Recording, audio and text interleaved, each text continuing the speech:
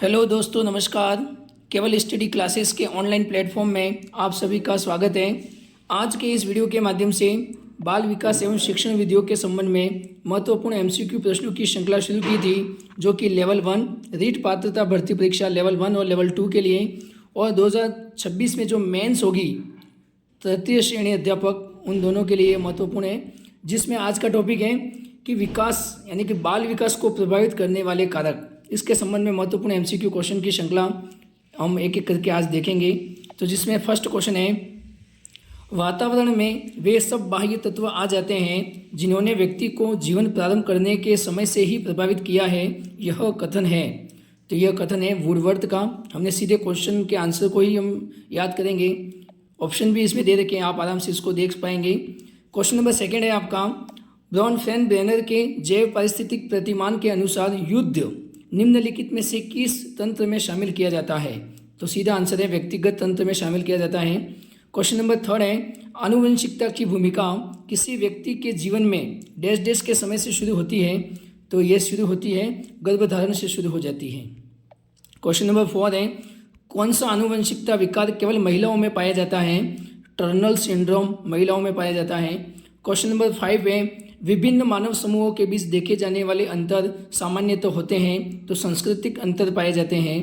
Question number six है, पारिस्थितिक प्रणाली सिद्धांत जो मूल रूप से यूरी ब्रॉनफेनब्रेनर के द्वारा तैयार किया गया है, जिसमें 4 प्रकार के नेस्टेड पर्यावरण प्रणाली को प्रस्तुत करता है, जिन्हें क्या कहा जाता है? तो जिन्हें कहा जाता है मानव पारिस्थितिक कहा जाता है।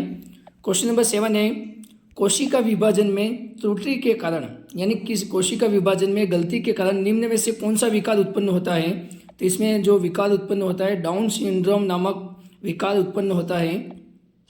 क्वेश्चन नंबर 8 है, हृदय विकार के कारण कौन सी आनुवंशिक समस्या है? तो डाउन सिंड्रोम ये इसकी आनुवंशिक समस्या है।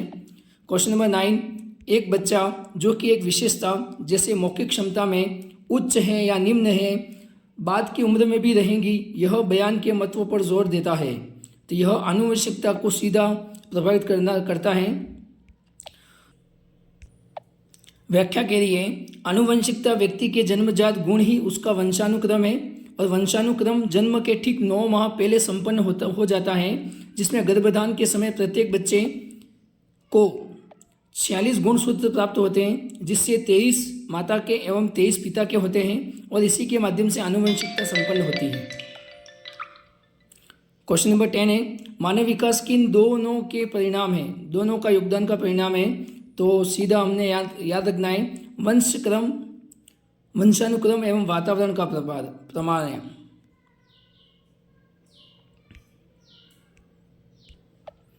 क्वेश्चन नंबर 9 की व्याख्या जो दे रखी है, आनुवंशिकता व्यक्ति के जन्मजात गुण ही उसका वंशानुक्रम है, और वंशानुक्रम जन्म के ठीक 9 माह पहले संपन्न हो जाता है, और गर्भधान के समय प्रत्येक बच्चे को 46 गुणसूत्र प्राप्त होते हैं, जिसमें से 23 माता के एवं 23 पिता के होते हैं, और इसके माध्यम से ही आनुवंशिकता संपन्न होती है।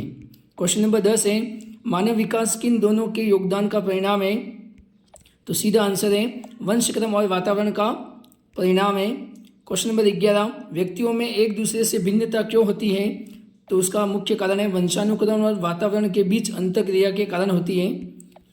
क्वेश्चन नंबर इसी की व्याख्या है, क्वेश्चन नंबर 10 की व्याख्या, कि व्यक्ति के विकास में वंशानुक्रम और वातावरण का अत्यधिक महत्व होता है। वंशानुक्रम जन्मजात और प्रकृतिजन्य होता है, जबकि वातावरण अर्जित एवं पोषण आधारित होता है। अनेक मनोवैज्ञानिक जो है वो बालक के विकास में वातावरण को सर्वाधिक महत्व देते हैं, और अलग अलग वातावरणीय प्रभाव के कारण व्यक्तियों में भिन्नता देखने को मिलती है। क्वेश्चन नंबर 12 है, विकास के लिए निम्नलिखित में से कौन सा युग्म सर्वाधिक उचित है?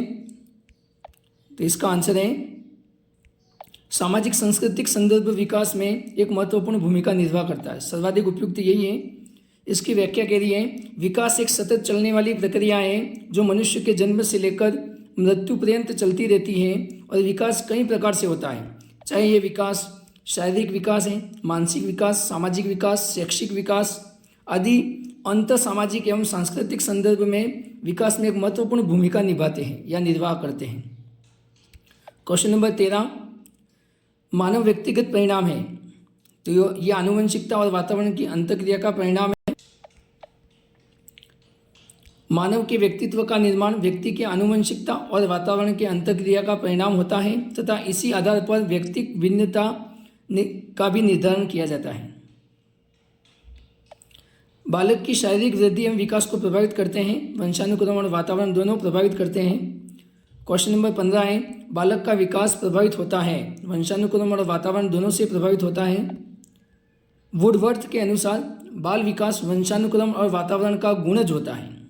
एक सीक्वेंस भी देखने को मिलती है, बाल विकास इक्वल देन वंशानुक्रम मल्टीप्लाई वातावरण। क्वेश्चन नंबर 16 है, बालक के शारीरिक वृद्धि और विकास को प्रभावित करते हैं। तो ये करते हैं वंशानुक्रम और वातावरण दोनों। क्वेश्चन नंबर 17 है, मानसिक वृद्धि एवं विकास निम्न में से किस कारक द्वारा नियंत्रित होते हैं। तो ये आनुवंशिकता और पर्यावरण कारक के द्वारा प्रभावित होते हैं। और क्वेश्चन नंबर 18 है, लिंग का निर्धारण किया जाता है तो पिता के द्वारा ही होता है। क्वेश्चन नंबर 18 की व्याख्या दे रखी है।